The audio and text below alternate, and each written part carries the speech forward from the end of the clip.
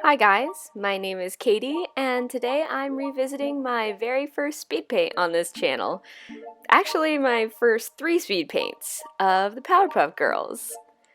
I am fully aware this is a kids show, but I find when I'm creatively stuck or in a rut, it's nice to draw things that come simply, which for me is usually redrawing and redesigning old work I've done in the past, or some fan art. In this case, it's a little bit of both. When I first started this channel about 2.5 years ago, I had just purchased my first digital tablet, so I was still trying to figure out how to use it. Before that point, I had drawn with my mouse.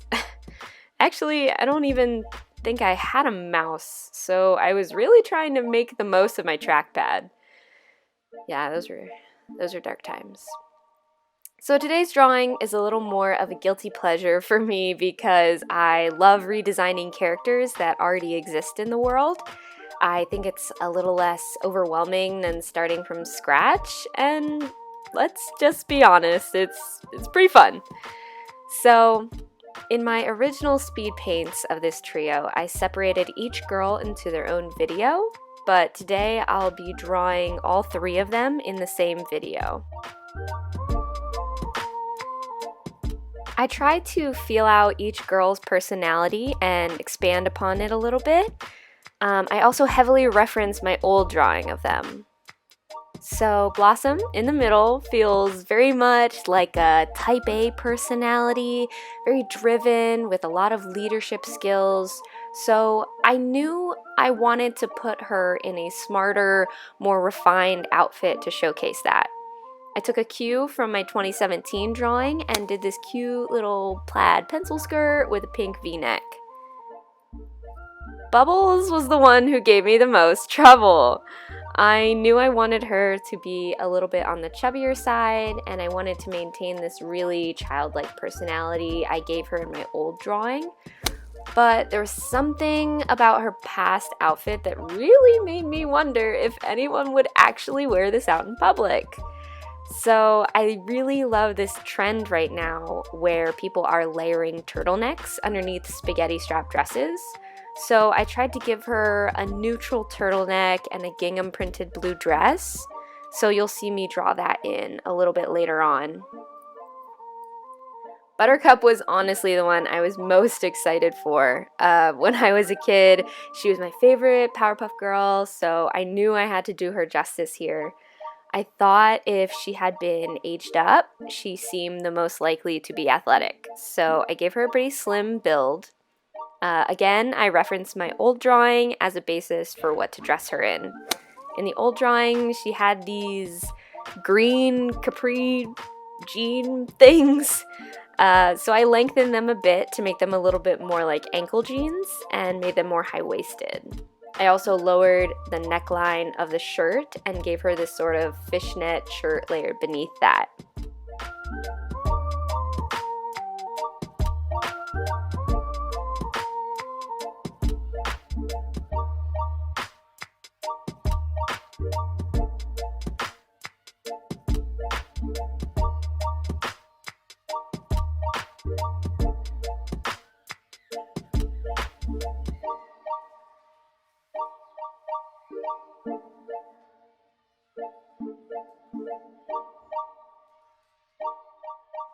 I'm just going in and adding some last minute details now. I kept the piercings I gave Buttercup in the old drawing and redesigned Bubbles' outfit as I said.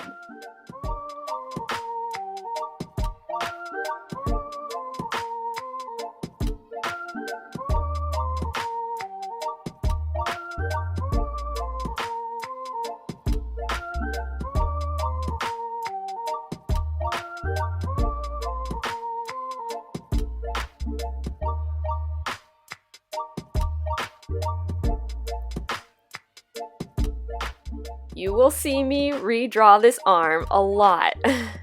I wanted her to be holding a drink, but I was having a ton of trouble making it look relaxed and natural. But eventually I think I found a pretty good solution. For colors, I stayed pretty consistent with the old drawing as well, except I have a much better understanding of color now. The old drawing was so dull and muddy, and honestly, the colors hinder it more than help it. A lot has changed since 2017. I think one of the biggest changes from the old drawing to this one is my understanding of color. Also, the fact that my drawing style is starting to lean more towards a more fluid, expressive side, whereas in the old drawing, I was very much new to digital work and I tried so hard to get every single line perfect, when in fact, no one would be zooming into the drawing as close as I was. So, to color this drawing, I filled in each shape with a skin tone color and then just made various clipping masks over top of those. I think the reason my art has started to become more expressive and fluid is for a while there, I was drawing with this idea in my mind that it had to have these perfect looking lines and the characters had to have realistic anatomy, and I felt very much like I was keeping myself in a box with those limitations. I think we each have this idea in our heads what quote unquote good art is supposed to look like, and I was trying so hard to adhere to those ideas in my head that I wasn't even having any fun with what I was creating anymore.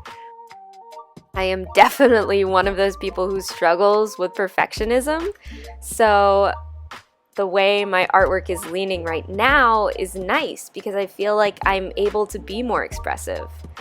I mean, don't get me wrong, realism is a lot of work and a ton of artists who focus on realism are insanely talented, but I feel as though my focus is shifting more towards stylized features and movement, and I am okay with that. I don't think there's anything wrong with things looking a little more cartoony. That's the goal for 2020. Eliminate the negative stigma around the word cartoon. It's not bad.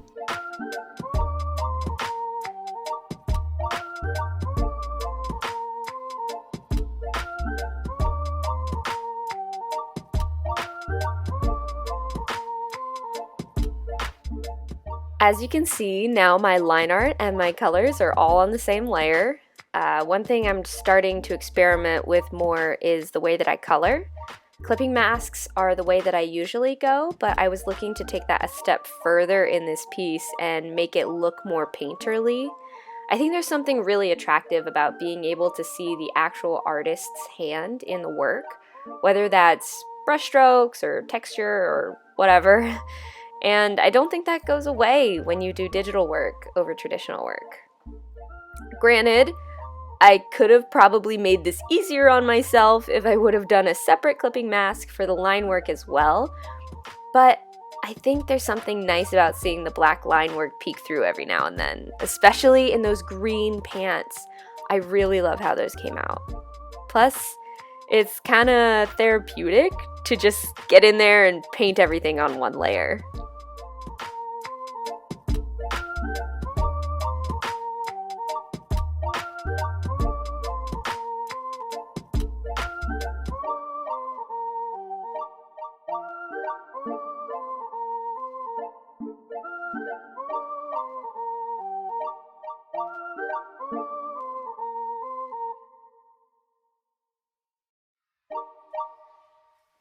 I love these simple, chunky shoes that I came up with here. Well, I didn't come up with them, but that I put her in here, I guess.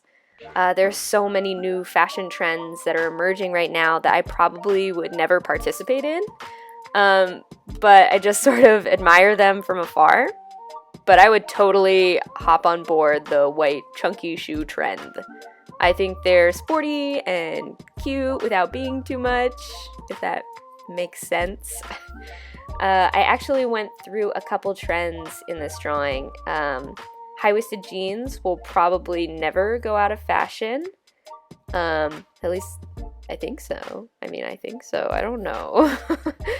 Watch, now somebody is going to be watching this video in 2050 and be like, Oh my gosh, I can't believe she thought high-waisted jeans would be around forever. Yeah, I do. I think they'll be around forever. Fishnets aren't really my thing, but I thought they would be a nice addition for Buttercup's character here. I think she would definitely wear them, and I don't know, they seem kind of edgy. I would never wear them, but I think they're really cool.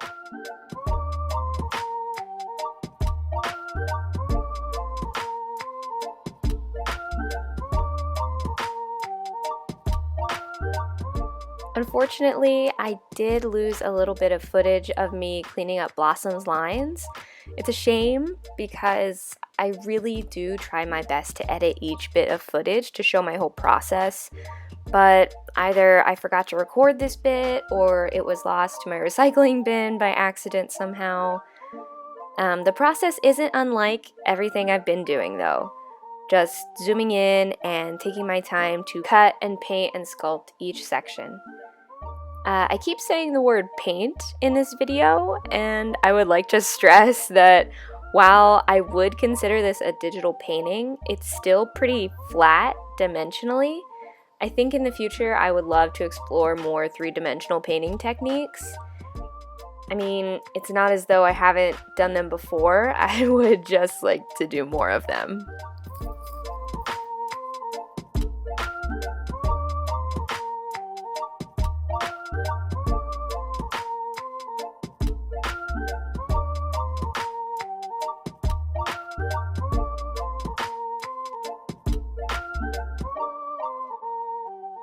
I'm trying this new technique with coloring hair. I feel like every drawing that I do, the technique for coloring hair is just slightly different each time.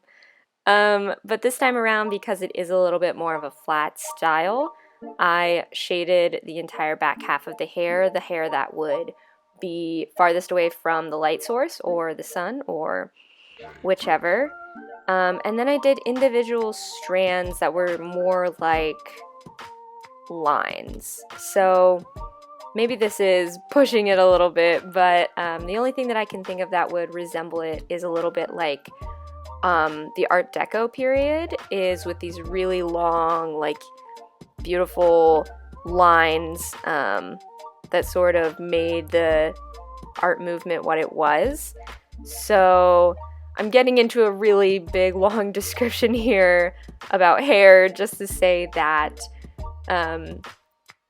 I did these sort of stylized pieces of hair within the line work without doing each individual strand. And I think when you think about the hair as a larger shape and a larger object in and of itself, rather than these tiny, minuscule little strands of hair, then you will be so much more successful in creating something with body and movement and shape that is so much more visually appealing to look at.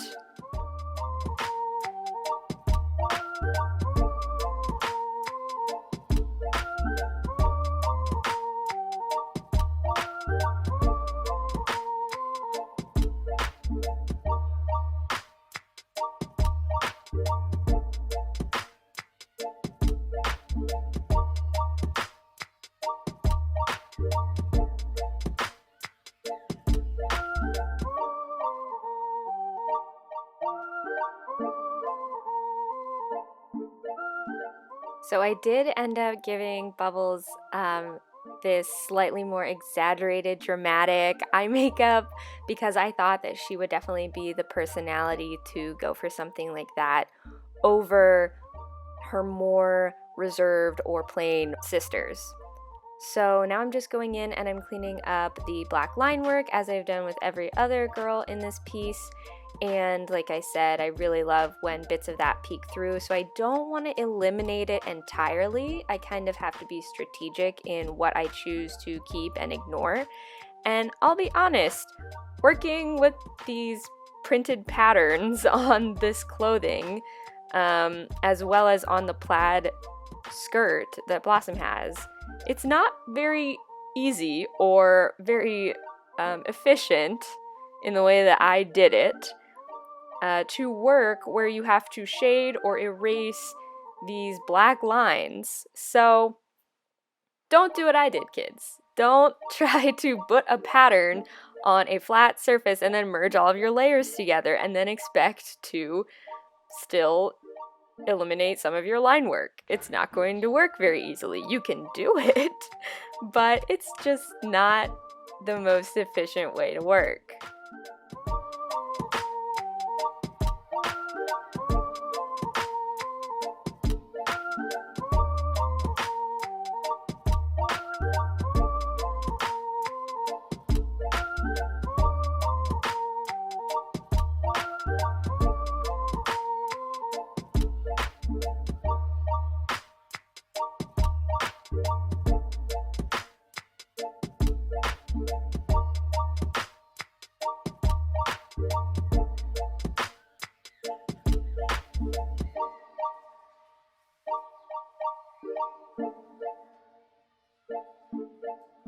I'm gonna go in and just finish cleaning up some bits and bobs and some odds and ends, and then we will get to the final image here in a second.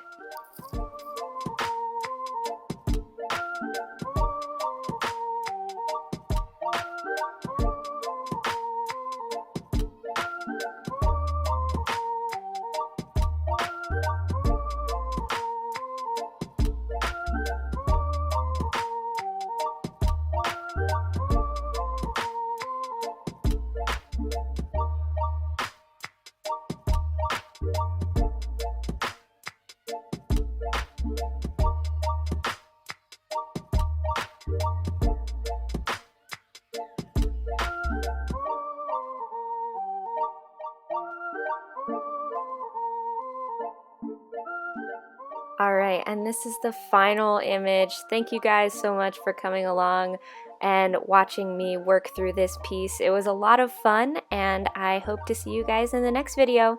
Thanks for watching. Bye!